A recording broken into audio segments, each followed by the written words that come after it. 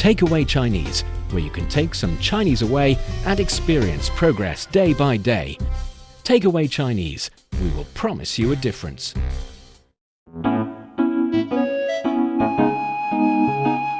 你好，欢迎收听随行汉语 Welcome to Takeaway Chinese. I'm Niu Honglin, and today I have a new friend joining me in the studio, Rebecca Lee. Hello, Rebecca. Hello.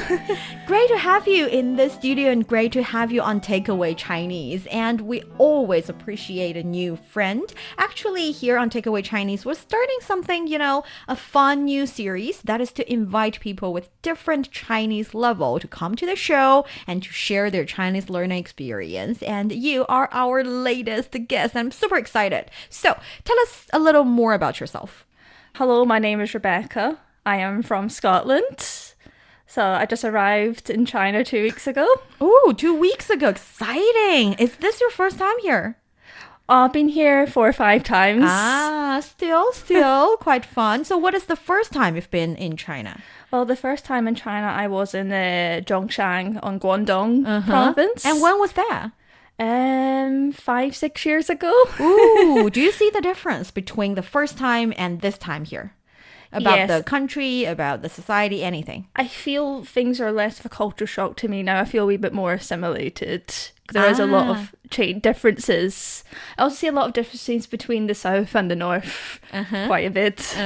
I feel that it's always constantly changing. It's always improving itself, which I find quite impressive. Oh, that's very interesting. So how come you had the idea? What triggered you into having the idea of, coming to China, approaching Chinese society, culture, language? Well, the reason why I've came over here because of my lovely husband. Ooh. He is from Guangdong. So I started, after he graduated from Glasgow, we started doing long distance. So we travelled to each other's countries. Oh. And that's when I got to know China. Before I met him, I knew absolutely nothing about China whatsoever. Not a single thing, not even ni hao. How about now? Do you speak Chinese now? Do you speak fluent Chinese now? I know words, bits and pieces. Bits and pieces, huh? Oh, in that case, do you think you can introduce yourself a little bit in Chinese? I can say a bit. 你好，我是安吉。安吉, that's your Chinese name. That's a lovely Chinese name. And? 我喜欢电视剧。电视剧。电视剧。This is interesting because I can certainly see that you've prepared a little bit because the theme of today's episode is actually Chinese TV dramas. 电视剧. So 电视 is the key word, TV. Actually, 电 carries the meaning of electricity and 视 means vision or visualize. So if you see the things and the things are generated or powered by electricity so that you can see them, that's the TV, it's the television. So television, that's why television in Chinese is 电视. And 剧 is drama. So we have 戏剧, that's a play. We have 舞台剧, that's stage play, stage drama. So 剧 itself carries the meaning of drama or play. So 电视剧, the kind of play or kind of drama that you see on TV dramas. So that's the key word of the name. So I learned 2 things. First is that you did a lot of preparation. Thank you for that. I appreciate that. And the second problem. Very happy to be here. Yeah, and the second thing is you really don't speak a lot of Chinese, huh? That's almost very little. Very little. It's okay. Like I said, the purpose of this new series is to feature people with different Chinese proficiencies. And now we're welcoming a new, relatively beginner's level. And let's see what can we learn after this episode with the theme of TV series. So for our dear listeners, if you're interested in Chinese culture and you want to get a grip on the Chinese language, then this is the show for you. Stick with us for 30 minutes and you soon see the rewards. And for more fun Chinese learning, follow our Facebook page, Learn Chinese, to watch many fun videos and live streams. But now, let's provide you with some free Chinese for takeaway. So I want to ask you, are you a TV series watcher? When I have the chance, I do love watching dramas. Ooh. Because I was a student, so I didn't have much time to watch many TV shows. My head was really stuck in my studies. But there was one show that I really liked. 4 years ago was the TV drama First Half of My Life. 啊，我的前半生 Yes. so 我的 my 前半生前 is the first 半 half 生人生 life first half of my life. The Chinese words and expressions and key phrases related to movie or TV dramas are actually quite a lot. So let's find something that can actually help us when we're talking about this topic in Chinese. To start with, we've already talked about 电视剧 being TV drama. 电视剧 Yes. So 电视 TV 剧 drama. Do you know how to say movies? 电影电影 perfect. 电影 Yes, 电影 would be a movie. Again, you have the word 电 in it because 电 is electric. These are electric related. Actually, do you know 电话 is telephone? Yeah, 电话 Yeah, 电话 is I was thinking telephone. about 电 like sort of like at least I've heard it for like phone before, yeah. Yes, 电话. So 电话 电, again, when it comes to this modern technology with electricity playing an important part, normally you would see the character 电 in the Chinese word. 话 is 说话, speaking. So electricity plus speaking, you've got a telephone. And electricity plus seeing stuff, you've got a TV. And electricity plus shadows, 影 shadow, you've got movie. Because in China, actually in ancient times, we also have 皮影. It's a little bit like paper cutting, cutting out the shape of these different figure and also sometimes animals, but their joints can be moved and you can use a stick or several sticks. Was it like puppetry? Yes, a little bit like that. But instead of have the puppetry right on the stage, you would have that paper cutting shaped stuff behind a curtain or behind a screen so that it's the shadow on the screen so that the shadows are moving. Sometimes later on it moves on to having the paper cutting in front of the screen and stuff. So what I'm saying here is that the introduction of movie to Chinese people to a certain sense, they're seeing the shadow or they're seeing the 影子, the figure of people on the big screen. That's why they named it as electricity plus the shadows. So people moving on screen makes them reminded them of the idea. So 电影 movie. 电影电影 So that's movie. And when it comes to these different dramas and stuff, you definitely would also have some actor and actresses. And in Chinese, we know there is the phenomenon of a lot of gender-specific words in English are not gender-specific in Chinese. So actually we have 演员. 演员 Yes, 演员 would be actor or actress. Is it like 他 like just Yes. he, she, whatever? He, she, it, Yeah, everything. he, she, it, yes, yeah. yes. So 演 means to act. yuan is the Chinese character for transferring the first character into a person. So 演 is acting and 演员, the person who acts, would be the actor. 演员. 演员 Have you ever heard of 服务员? 服务员 Is that director? No. That's the waiter, Wait. Oh, yeah. Yes. right? 服务员. 服务员 Yes, because 服务 means service. And 服务员 is the server, the waiter. It's like person, like service person. Yes. So, and also we have 图书管理员. So that's the librarian because 图书馆 is the library. No shows like book. Book. Yes. Yeah. 图书 is book. 管理 is manage. And yuan transfer all that into a person. So the person who manage all the books would be the librarian. 图书管理员. So yuan is a word or a character with this function. So 演员, the person who acts, actor or actress. So is there any other words that you'd like to learn about the theme or with the theme of TV shows and TV dramas and anything? So what would you call like a sort of like because the show that I'm talking about is kind of like a romantic story. So how would you say that? A romantic show. Uh-huh.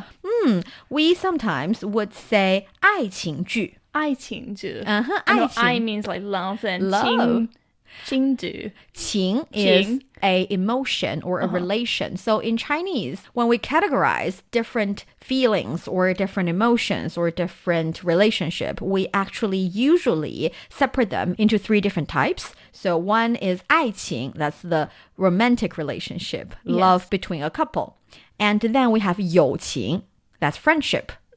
And we have 亲情, that's the relationship you have or the emotion you have with your family members. Oh, yes. I find that's a really good thing. 'Cause I feel with the English language, we just have one word and it's for everything. Like you love everybody.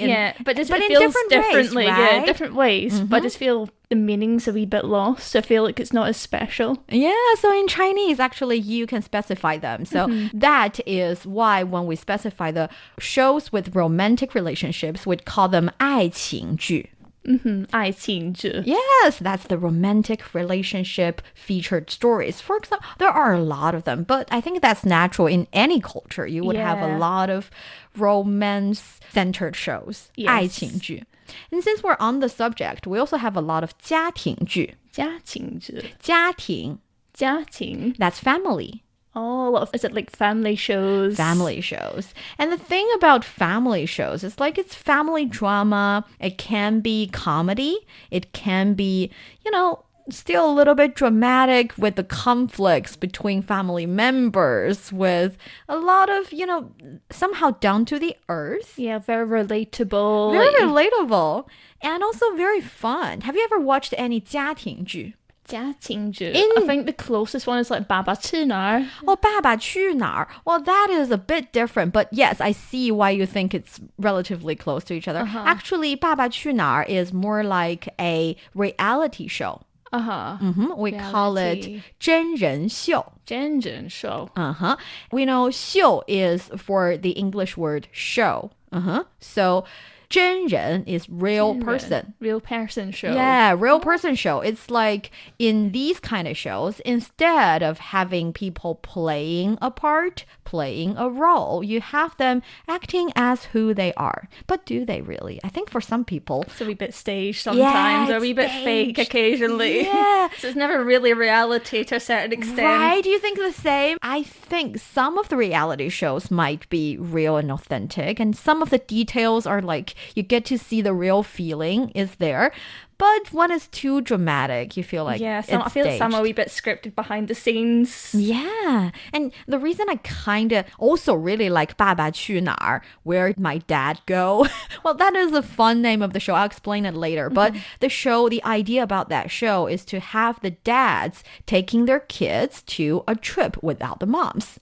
So the concept here is in the Chinese society, traditionally, it's the moms, it's the women taking care of the family and the dads minding the matter of the outside, the outer world and, bringing bread onto the table stuff. Yeah. And that is why in the stereotypical traditional sense, the dads would not be taking care of the kids. They don't know how to, deal with the kids. They don't know how to hang out with the kids, to entertain them, to take care of them.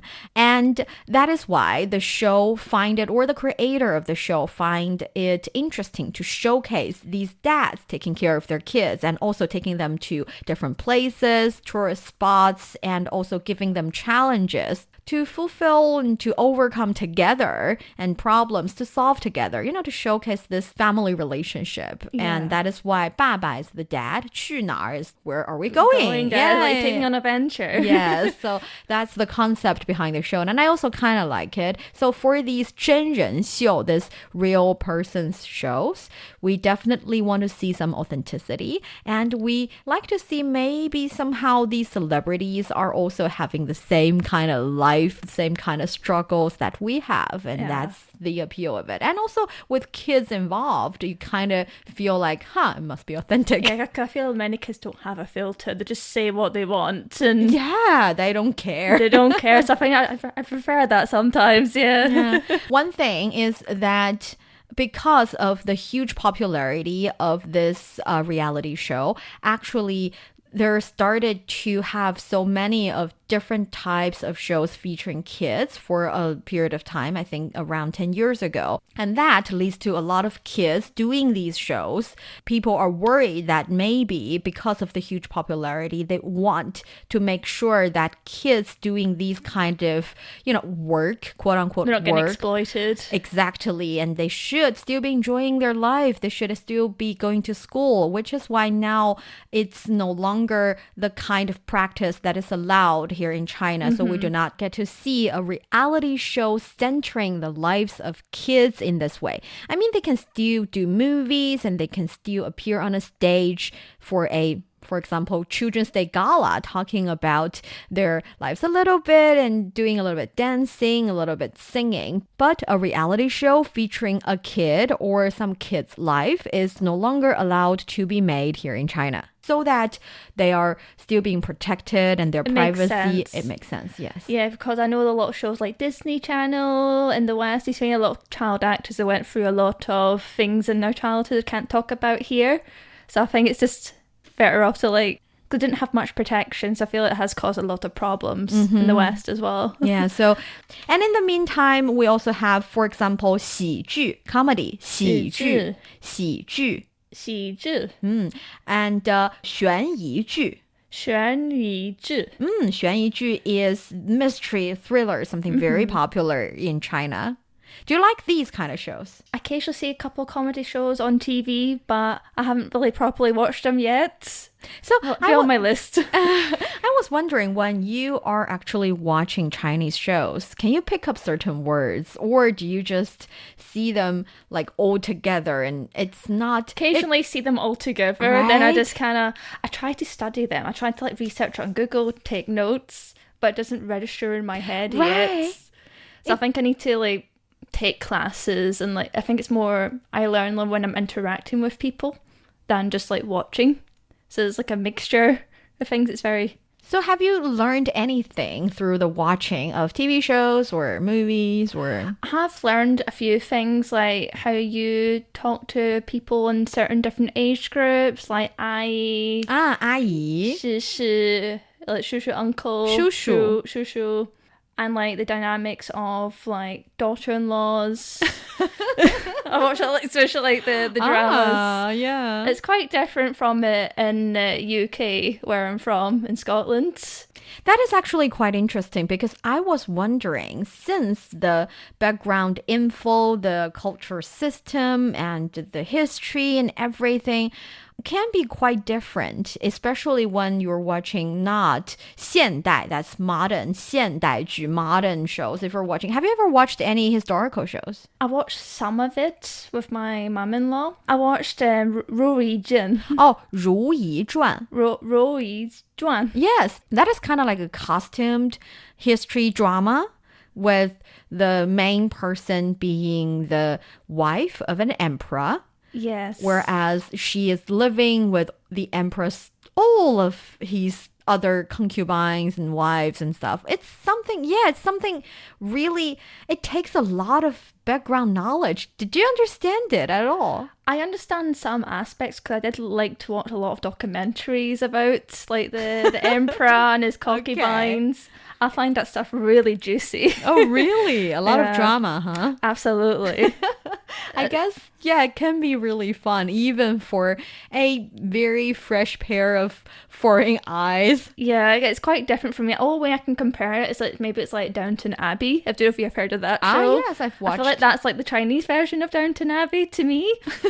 But when I'm watching this, I don't have any subtitles. So I am really depending on what is going on, their facial expressions, the emotions that they're showing. I can tell there's a lot of dynamic between the wife and the other concubines. There's a lot of betrayal. I see a lot of it. But can you understand without the subtitles? I understand what's going on roughly, yes. Oh, that's good. I noticed with a lot of the Chinese acting skills that are very theatrical, very expressive of their emotions, a wee bit more dramatic. That is very interesting because I was always wondering the feeling of a foreign viewer when it comes to traditional Chinese shows or historical shows without the background, whether or not you'd be able to understand what the play is about. And now I've got at least one example, one sample of that. You're listening to Takeaway Chinese with myself, Neil Honglin, and Rebecca. We would love to hear from you. Send us your thoughts via email to learnchinese@cri.com.cn. Coming up next, let's continue talking about the TV shows and especially whether or not the TV shows are also appreciated outside of China. Don't go away, so you will take some Chinese away. Welcome back to Takeaway Chinese. I'm Neil Honglin, joined by Rebecca Lee here in the studio. Hello. Our new friend, Rebecca. We talked a little bit about Rebecca's feeling towards Chinese shows. I mean, it's kind of fair because though you've visited China several times and you've decided to stay here. Yes, I've I've just great. moved over officially. Yes, officially moving over. So you definitely have an interest. And on the other hand, you're definitely not a senior speaker of the Chinese language. Absolutely not. Right? I So am like toddler. so you can actually represent a good group of people who take an interest into these shows, yet find it a little bit hard to understand, but they can always rely on subtitles and translations. And actually, recent years, we've seen the situation of Chinese film and TV productions, going to international markets. And the phenomenon has seen increasing success in recent years as Chinese content reaches diverse global audience through platforms like Netflix, YouTube, and local streaming services. So the first or one of your most memorable Chinese shows you've watched while you were overseas, what was that? Well, the one that I've watched is the first half of my life. And it's about a housewife who had a very peaceful life. She was quite glamorous. But she was completely oblivious that there was issues in her marriage. She had a bombshell dropped on her. She found her husband was cheating on her and wanted to divorce her to be with the mistress. But the wife was trying to fix her marriage, but she was in a lot of denial. She lost everything, but she only knew how to be a housewife. I found that so tragic. It really broke my heart. She had lack of confidence within herself and her own abilities because she didn't know the outside world. She just knew how to be a housewife. She was like an empty shell. And she had to go into the workforce. She got like a job in a shoe store. She had to rebuild herself and reinvent who she was. But at one point, she started to build up in her career, move up a level, and she started to be this really confident, badass woman. That's how I can put it as. Because I thought this drama was really good. Because I think I felt I had a lot of main character development, especially for the actress. The character's name is Zaijun. I think that's how you say it. And the first half, she had like quite a grim start when finding out the infidelities and lost everything. But the second half of her life, she transformed herself into a very confident, strong woman who can stand on her own, which I found very empowering. Yeah. It did stand out to me because I thought it was quite different from other Chinese dramas that I've seen for the romantic genre. Because I noticed with a lot of C-drama, especially for romantic types, it's like very cutesy, showing a lot of emotions, a lot of like young crushes that I've noticed. Like We call them 甜宠剧. 甜宠剧. 甜 means sweet. Sweet. 宠 means the love you give to your pet. Yes. So it's like looking down upon in a actually neutral and not negative kind of way. So the character or the word itself is not negative or positive, it's neutral. Yet I think it's used a bit too much. That makes people feel a little bit of looking down upon kind of feeling. So if you say 我很宠他, I love him in the way that I love a kid. I would take care of things for him. It's still carrying a little bit looking down upon kind of sense. So 甜 means sweet. 宠 is you loving the person very considerately, loving this person to a degree that it's almost like you take care of your kid or your pet kind of love. So like you said, the cutesy, sweet, but a bit too much. I thought it was a wee bit of a cultural shock to me because we don't show that in UK. Because in UK it's very strange. If we like someone, we kind of bully them. Like we're really mean to the person that we like. So well, when I that see happens that in China as well somehow. Yeah, a little bit. So that was quite different. When I saw that, I was like, wow. That's funny. Yeah, the take is very interesting. But I do enjoy that kind of show. Killing Eve. I love that one. Yeah, is that the Killing Eve? Yeah, that's a very good show. I love that one. And I get what you're saying when you say it's a bit dark and witty. Yeah.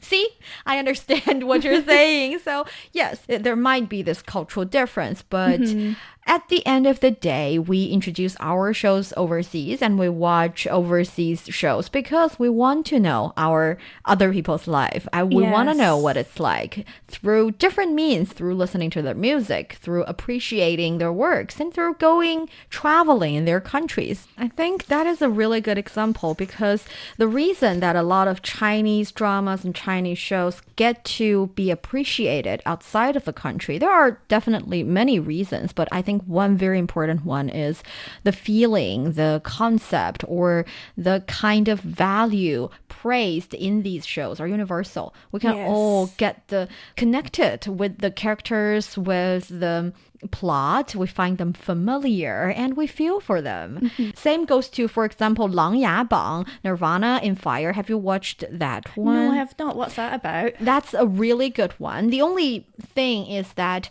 from a Chinese learning perspective, I find the language a bit too complicated, but that show was very popular overseas, which means it has good English subtitles, so you do not have to worry about understanding. Yet the language would be a little bit hard to understand and grasp, which is why I would recommend you to watch to start with, modern day shows, 现代剧.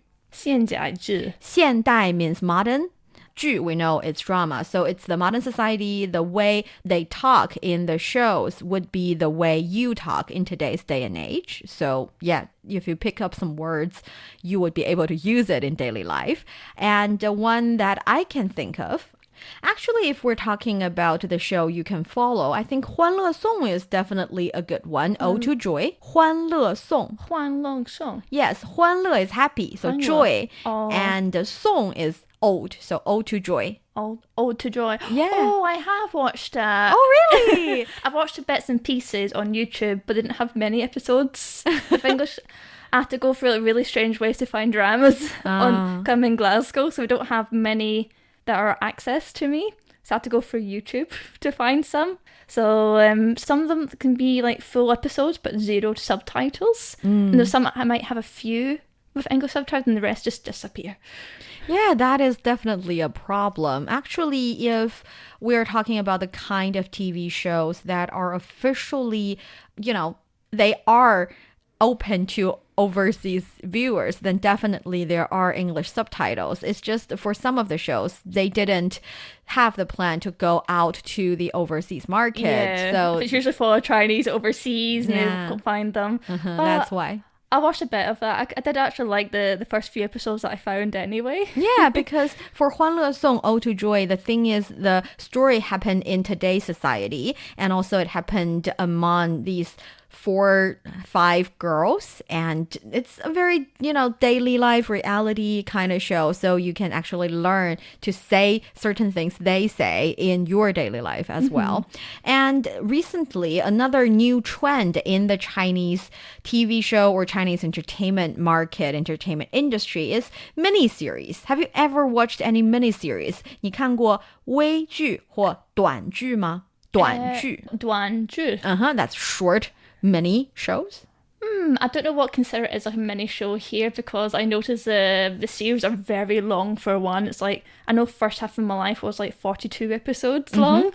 And the thing about 短剧 here, actually we're not talking about the episodes of the show. We're talking about the length of each episode. Length for each episode. So how long would that be? Around 5 minutes. Oh, okay. I've not come across these yet. The concept of 短剧 or 微剧, or at least the popularity of these forms of entertainment actually comes around several years ago, or around 5 years ago, less than 5 years ago. The idea generates because of the huge popularity of short video platforms. Or like Douyin, and people are more used to more shorter things to watch. And if you think 5 minutes is too short, you might be wrong, because within that 5 minutes, you can definitely get at least 1 or 2 core drama fighting point climax already. You see, if you think about it, normally we have a show around 20 minutes or 40 minutes each episodes, and within that you get to enjoy